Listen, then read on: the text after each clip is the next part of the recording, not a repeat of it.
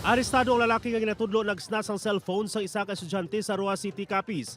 Gintipunan sa mga tawo ang lalaki nga ini indi agud tan-awon kung sagad ini maglangoy kundi agud dakpon matapos ginatudlo nagtaban sang cellphone. Ginkilala kay Rolando Malabula, 25 anyos ang suspect. Suno sa kapulisan nagakaon ang biktima sang nabatyagan sini nga may nagabukad siya nga bag. Sang ginbalikid nakita sini nga bukas na kag wala na ang iya nga cellphone. Ginlagas ang biktima ang lalaki agud kumprontahon apang nagpalagyo ini kag sang na-corner sa mga tawo.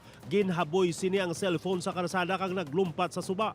Nakaangkon sang pila sa kamot ang sospek kag yara na karon sa kustidiya sang Rojas City Police.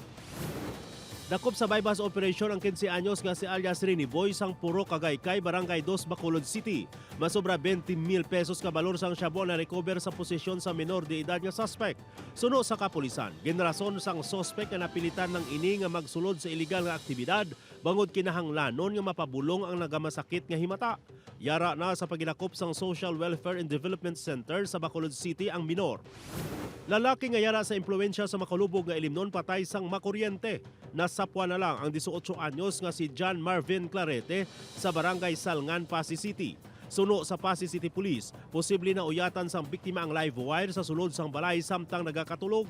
Ginapanugyan na naman sang kapulisan ang publiko nga maghalong ilabi na sa sunod-sunod na nga insidente sang pagkakuryente ang natabo sa syudad sang Pasig, Iloilo.